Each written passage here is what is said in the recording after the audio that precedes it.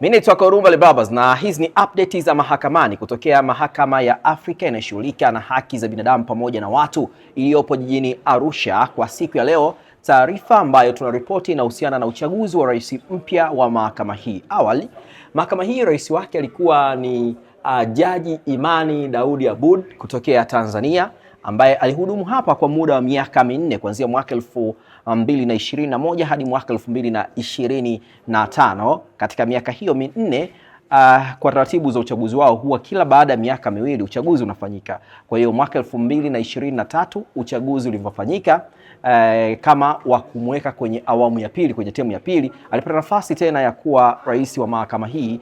Hivyo amehudumu hapa kwa muda wa miaka minne. Makamu wake ambaye ni Modibo Sako, jaji huyu kutokea nchi ya Mali, leo amekuwa ndiye rais rasmi baada ya kupigiwa kura. Tupata nafasi nje ya mahakama baada ya uchaguzi kuongea na Mheshimiwa Rais mstaafu wa mahakama hii, Mheshimiwa Imani, ambaye anaeleza mafanikio ambayo anajivunia anapoondoka madarakani katika nafasi hiyo ya uraisi kutokea Tanzania. Yapi ambayo yanabakia kama alama katika kipindi cha uongozi wake? Mpaka sasa naamini kwamba tumeifanya kazi yetu vizuri. Tumeitangaza mahakama hii sivyo kama ilivyokuwa kabla sijachukua uongozi wa miaka minne kama rais wa mahakama hii.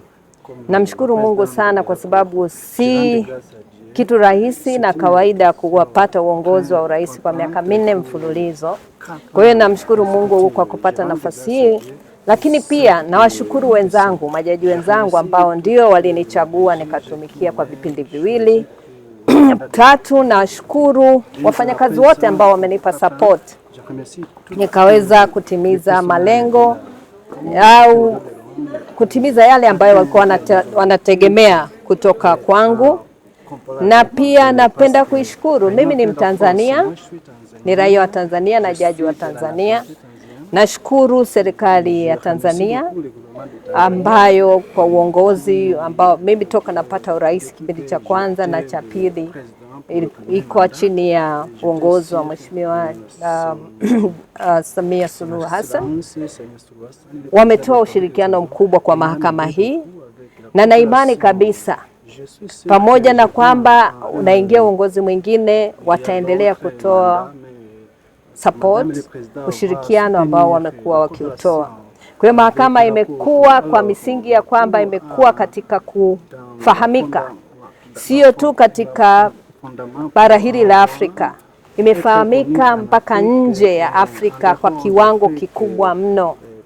Na bado tuna mikakati ambayo ilipo kuhakikisha wananchi wa Afrika wanafahamu kwamba kuna hii mahakama, na wao kuweza kupaza sauti zao kwa serikali zao kuhakikisha wanaridhia mkataba ulioanzisha mahakama hii, na wanaweka tamko rasmi la kutambua kwamba hii mahakama ina mamlaka ya kusikiliza kesi zinazohusu uvunjaji wa haki za binadamu.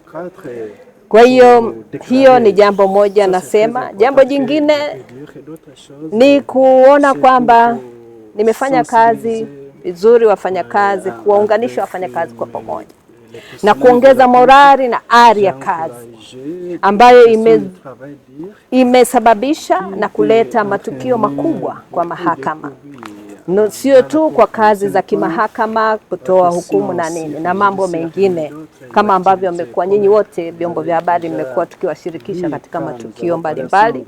Tumeanzisha taratibu ambazo hazikuwepo kama ufunguzi wa mwaka wa sherehe za kufungua mwaka wa mahakama ambao haikuwepo, na ile imetusaidia kuongeza visibility, mahakama hii kujulikana zaidi. Kwa hiyo jambo jingine nalojivunia ni kuona kwamba mchakato wa kulijenga jengo la makazi ya kudumu ya mahakama ulianza miaka, sasa tunakaribia mwaka wa 20 mwakani mwezi wa 5. Ilianza miaka mingi iliyopita kama miaka 15, lakini toka nimechukua uongozi nimeweza kuhakikisha tunaendelea kushauriana na kuwaomba serikali ya Tanzania kwamba ni wakati mwafaka, na walikubali, na kama mnavyoona nadhani ni waandishi wa habari, sasa hivi jengo hilo tunasubiri miezi michache tu litazinduliwa, tutaweza kuhamia kule. Hiyo mimi kwangu ni mafanikio makubwa, na naishukuru sana sana serikali ya Jamhuri ya Muungano wa Tanzania na uongozi wote wa serikali chini ya uongozi wa Mheshimiwa Samia, na wote mawaziri wa mambo ya nchi za nje na wengine, na bunge ambalo limekuwa likipitisha bajeti ya kuhakikisha jengo hilo linajengwa, na kamati ambayo ni ya bunge ya mambo ya nchi za nje na sheria ambayo imesimamia kidete kuhakikisha jengo hilo linakamilika. Upatikanaji wa rais wa mahakama hii huwa majaji wote 11 kama unavyoona hapa huwa wanapiga kura za kumchagua kiongozi wao, na kura hizo kwa safari hii zimempa nafasi Jaji Modibo Sako kuwa rais wa mahakama hii. Na pia tupata nafasi ya kumsikiliza hapa nje ya jengo la mahakama hii ambapo anaeleza matumaini yake makubwa, huku akisisitiza usimamiaji wa haki za watu katika bara la Afrika. Avoir été là pendant ces 2 ans, j'ai été le vice-président. Je remercie aussi l'État tanzanien pour le soutien déjà qu'il accorde à la Cour. Et je voudrais remercier tous mes collègues et rendre un vibrant hommage à la nouvelle vice-présidente. Alors, s'agissant de la feuille de route, il s'agit de la stratégie. Avec la présidente Imani, nous avions l'habitude de travailler. Et puis, il s'agit de mettre en œuvre tout ce qu'il y avait comme projet, rendre la Cour plus visible et surtout faire revenir plusieurs États et faire adhérer plusieurs États afin que les États puissent déposer leur déclaration.